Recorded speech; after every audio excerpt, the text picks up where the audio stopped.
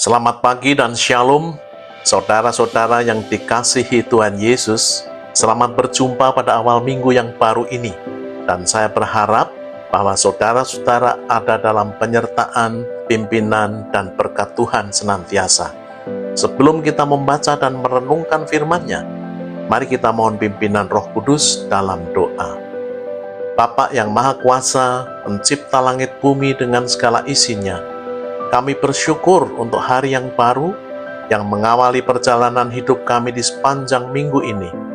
Roh Kudus, kami mohon pencerahan dan urapan Tuhan agar kami dapat mengerti dan menerapkan firman-Mu. Dalam nama Tuhan Yesus. Amin. Tema kita minggu ini, melihat kemuliaan Tuhan di saat-saat kritis. Teks saya ambil dari kitab Keluaran pasal 14, ayat 1 hingga 31. Dan saudara akan membaca keseluruhan ayat tersebut sendiri, saya akan membaca sebagian saja. Demikian firman Tuhan. Aku akan mengeraskan hati Fir'aun, sehingga ia mengejar mereka, dan terhadap Fir'aun dan seluruh pasukannya, aku akan menyatakan kemuliaanku, sehingga orang Mesir mengetahui bahwa akulah Tuhan. Tetapi berkatalah Musa kepada bangsa itu, jangan takut, berdirilah tetap dan lihatlah keselamatan dari Tuhan yang akan diberikannya hari ini kepadamu, sebab orang Mesir yang kamu lihat tidak akan kamu lihat lagi untuk selama-lamanya. Tuhan akan berperang untuk kamu dan kamu akan diam saja. Keluaran 14 ayat 4, 13 dan 14. Bapak, Ibu, dan saudara-saudara yang Tuhan kasihi, sebelum masuk ke substansi perenungan kita, saya ingin menyampaikan terlebih dahulu 3 fase kehidupan Musa. Fase pertama, atau 40 tahun pertama, Musa di istana Mesir sebagai pangeran dengan kemewahan dan kekuasaan. Ia juga memperoleh pendidikan tinggi dengan hikmat serta pengetahuan-pengetahuan Mesir kuno. Semuanya ini menjadikannya seorang yang percaya diri dan pemberani. Namun, akibat sifat temperamentalnya, suatu hari ia membunuh seorang Mesir yang menganiaya seorang Ibrani. Fase kedua, atau 40 tahun kedua. Setelah membunuh orang Mesir, Musa melarikan diri ke padang belantara di Midian. Dari pangeran istana menjadi gembala, tanpa kemewahan dan kekuasaan. Ia tidak lagi memiliki daya. Suatu perubahan hidup yang tragis dan dramatis. Kini di padang belantara, ia hidup dalam kesederhanaan dan kerendahan hati. Ia bukan siapa-siapa lagi. Fase ketiga, atau 40 tahun ketiga, diawali perjumpaannya dengan Tuhan di semua duri yang menyala. Musa kemudian diutusnya memimpin Israel keluar dari perbudakan di Mesir. Tuhan memanggil Musa sebagai pemimpin Israel dan Nabi Tuhan. Bapak, Ibu, dan saudara-saudara yang diberkati Tuhan, seperti kita ketahui, Israel diperbudak oleh Mesir selama 400 tahun. Masa yang sangat panjang. Bagaimana mungkin umat pilihan Allah tetapi menjadi bangsa budak? Ironis sekali. Mengapa hal ini dapat terjadi? Yang pasti, hal ini berakar pada masalah rohani, yakni ketidakpercayaan dan ketidaktaatannya kepada Tuhan. Mengapa hal itu bisa terjadi? Bermula dari kehidupan yang mapan dan nyaman selama hidup Yusuf. Akibat kenyamanan ini, mereka tidak lagi peduli dengan perkara-perkara rohani, apalagi mengajarkannya kepada generasi berikutnya. Ketika bangkit Fir'aun yang tidak mengenal Yusuf, dan bangsa Israel menjadi sangat banyak, Fir'aun mulai menekan dan memperlakukan mereka secara diskriminatif, bahkan memperbudak mereka. Saudara-saudara, ingatkah negara-negara di Eropa Barat yang dulu banyak mengutus misionaris, namun sekarang dalam kenyamanannya, mereka menyingkirkan Tuhan. Banyak gedung gereja kosong dan dijual, dan sebagian menjadi tempat peribadatan agama lain. Menyedihkan sekali. Kembali ke teks kita. Ketika Israel tidak tahan oleh perbudakan Mesir, berseru-serulah mereka kepada Tuhan. Dan Tuhan menjawab dengan mengutus Musa, orang yang sudah tua berusia 80 tahun, seorang gembala, orang biasa yang sederhana, bukan siapa-siapa, untuk membebaskan umatnya. Ketika Tuhan memanggil seseorang, ia tidak melihat latar belakang dan seberapa potensial orang tersebut, tetapi Tuhan melihat dirinya sendiri, potensi yang ada padanya, untuk memperlengkapi siapapun mereka. Sehingga orang biasa seperti Musa dapat ia berikan misi yang luar biasa. Bersama Tuhan, Musa menunggang balikkan Mesir dengan mengirim 10 tulah dan bernegosiasi dengan Fir'aun. Akhirnya Fir'aun bersedia melepaskan Israel. Bapak, Ibu, dan saudara-saudara yang Tuhan kasihi, ketika Israel meninggalkan Mesir, Tuhan menyuruh Israel berkemah di dekat laut. Dan Fir'aun mendengar kalau mereka tersesat. Dan padang gurun telah mengurung mereka. Segera Fir'aun mempersiapkan 600 kereta perangnya dan pasukan berkuda yang besar jumlahnya mengejar dan akan memaksa mereka kembali ke Mesir atau mati terbunuh di padang gurun. Sementara itu Tuhan memerintahkan Israel untuk melakukan perjalanan ke Pihahirot yang di tepi laut dan berkemah di sana. Mengetahui Fir'aun mengejar mereka, maka sangat ketakutanlah mereka, sebab tidak ada lagi jalan untuk menyelamatkan diri. Di depan laut Teberau, di belakang pasukan Mesir, mereka benar-benar terjepit. Israel mulai panik, berseru-seru kepada Tuhan dan berteriak-teriak, "Lebih baik kami bekerja dan mati di Mesir daripada mati di padang gurun ini," keluh dan sungut-sungut mereka kepada Musa. Tetapi berkatalah Musa kepada bangsa itu, "Jangan takut, berdirilah tetap, dan lihatlah keselamatan dari Tuhan yang akan diberikannya hari ini kepadamu. Sebab orang Mesir yang kamu lihat, tidak akan kamu lihat lagi untuk selama-lamanya.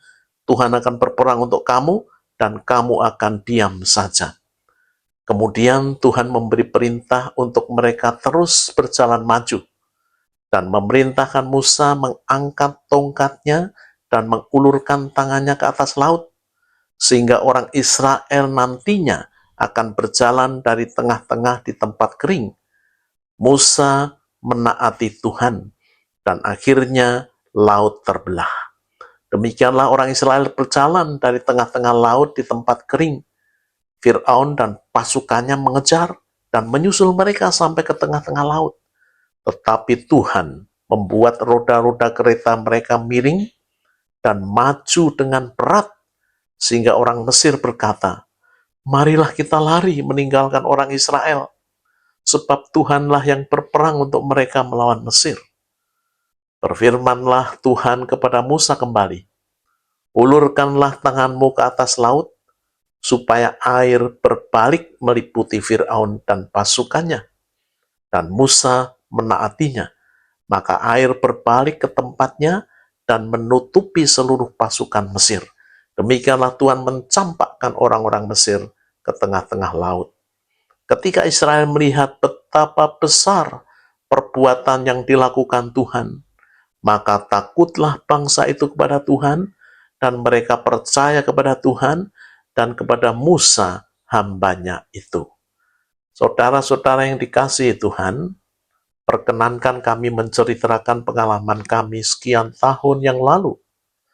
Ketika anak perempuan kami berusia 6 tahun, duduk di kelas 1 sekolah dasar, pulang sekolah, ia mengeluh sakit pada perut sebelah kanan atas.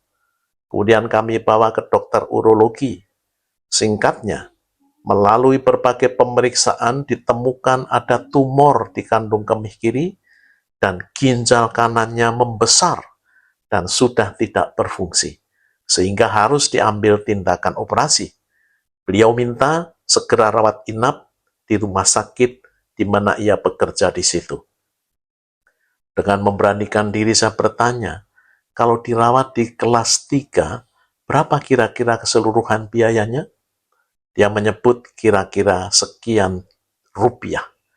Ketika dia menyebutkan jumlahnya, saya seperti melihat raksasa. Dan saat itu, belum ada asuransi BPJS. Kemudian saya mohon izin 2 minggu. Mengapa? 1, saya mau bawa anak saya ke ibadah kesembuhan ilahi. 2, saya tidak memiliki uang sebanyak itu. 3, kami harus berdoa lebih intensif untuk kesembuhan dan biaya rumah sakit. Setiba di rumah, kami berdoa bersama, menyerahkan pergumulan kami kepada Tuhan, kemudian mencari jadwal ibadah kesembuhan ilahi. Ada 2 jadwal yang kami hadiri, namun Tuhan belum menyembuhkan anak kami. Waktu 2 minggu habis, kami bawa anak kami ke rumah sakit swasta di mana dokter tersebut bekerja. Kami deposit sejumlah uang untuk kamar selama 10 hari. Hari tindakan operasi tiba.